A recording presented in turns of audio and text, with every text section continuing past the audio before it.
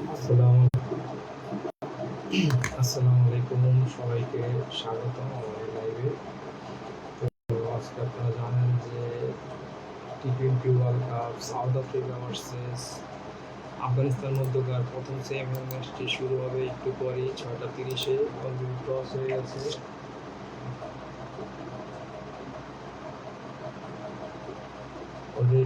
গেছে। টসে কি রেজাল্ট সেটা আপনাদের জানার চেষ্টা করব। সাউথ আফ্রিকা কিন্তু এই ওয়ার্ল্ড কাপে কিন্তু এখন পর্যন্ত আনবিটেন আছে, তারা একটি ম্যাচও হারেনি। তারা আফগানিস্তান টসে জিতে ব্যাটিংয়ের সিদ্ধান্ত নিয়েছে। তো দেখা যাক কী হয়, আসলে তারা ব্যাটিং করে সাউথ আফ্রিকাকে হারিয়ে দেয় কিনা। ফার্স্ট সেমিফাইনাল খেলা হচ্ছে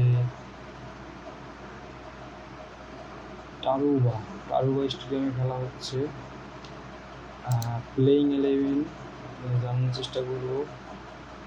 রহমতুল্লাহ গুরবাজ আফগানিস্তানের, ইব্রাহিম জারদান ওপেনিং ব্যাটসম্যান, আজমতুল্লাহ ওমরজাই, গুলবাদ্দিন নায়েব, মোহাম্মদ নবী, করিম জান্নাত, রাশেদ খান, নাগিওয়ালা করাতে, অলরাউন্ডার নূর আহমেদ, বোলার নাবিনুল হক, ফজল হক ফারুকি। বাংলাদেশের সাথে যারা খেলেছে ঠিক সেই সেম স্কোয়াডটাই কিন্তু এখানে খেলছে এই ম্যাচে।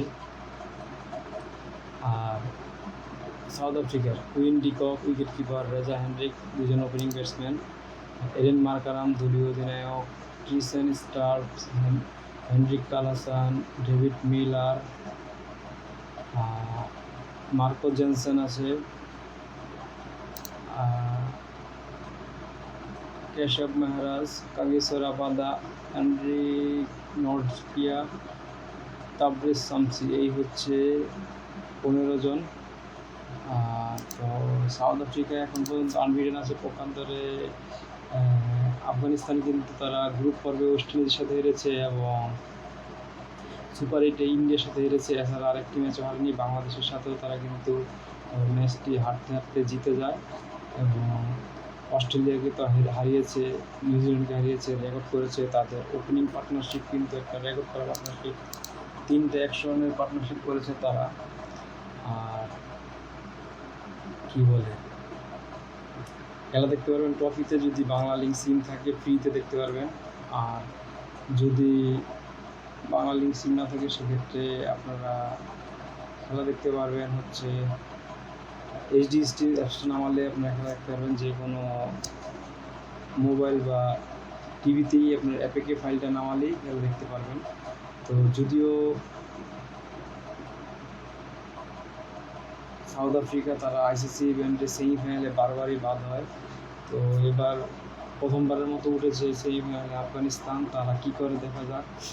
তারা যদি উজ্জীবিত ক্রিকেট খেলে এবং তাদের যদি ওপেনিং পার্টনারশিপ ভালো করে সেই ক্ষেত্রে কিন্তু তারা আজকে যদি জয় পায় সাউথ আফ্রিকার বিপক্ষে, সেটা অবাক হওয়ার কিছুই থাকবে না। আর কী বলে, আর সাউথ আফ্রিকাও এই বিশ্বকাপে কিন্তু যে 6-7টা ম্যাচ খেলেছে সবগুলোতে এখন পর্যন্ত অপরাজিত আছে এবং তার মধ্যে 5টা ম্যাচ কিন্তু তারা একদম খুব টাইট খেলেছে। বিশেষ করে নেদারল্যান্ডের সাথে যে ম্যাচটা ছিল, তারা একটা বড় 10 কাটিয়ে ম্যাচটি অল্প রানের টার্গেট ছিল, কিন্তু লো স্কোরিং ম্যাচ ছিল, কিন্তু সেই ম্যাচটা ডেভিড মিলারের কল্যাণে জিতে যায়। এবং বাংলাদেশের সাথে তো বাংলাদেশ মাত্র 4 রানে হারে, সেটা দেখেইছেন সবাই, সেটা একটা হাই কন্টেস্ট ছিল। তারপরে তারা নেপালের সাথে খেলে, সেইখানেও তারা মাত্র 1 রানে ম্যাচটি জয়লাভ করতে পারে। দ্বিতীয় রাউন্ডে উঠে ইউএসের সাথে ভালো রান করে আগে ব্যাটিং করে, কিন্তু সেই রানটাও কিন্তু ইউএসএ প্রায় চেস করে ফেলছিল। লাস্ট মুহূর্তে তারা ম্যাচটি জয়লাভ করে ফেলে এবং তারপরের ম্যাচটি খেলে ইংল্যান্ডের সাথে। প্রথমে তারা ভালো ব্যাটিং করে, পরবর্তীতে তাদের ইনিংসে কলাপস হয়। তারপরে তারা স্কোর করে 164 রান করে। সেই রানটা কিন্তু ইংল্যান্ড অনায়াসে চেস করে ফেলছিল। প্রায় 20 বলে 30 রান লাগতো। এই মুহূর্ত থেকে আসলে ম্যাচ ঘুরিয়ে তারা কিন্তু ইংল্যান্ডকেও হারিয়ে দিয়েছে ভালো বোলিং করে। তারপরে আমরা দেখেছি তারা ওয়েস্ট ইন্ডিজের সাথে যে ম্যাচটা, ওই ম্যাচটা যদি না জিততো, এতগুলো ম্যাচ জিতো কিন্তু ডু অর ডাই, তাদের পোড়া কপাল নিয়ে হয়তো বা তারা আবার চোখ করতো, কিন্তু সেই জায়গায় কিন্তু ওয়েস্ট ইন্ডিজের সাথে ভালোই ম্যাচটি জিতে গেছে।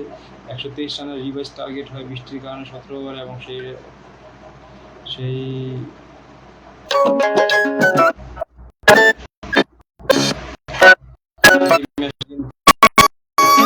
তারা জিতে যায়।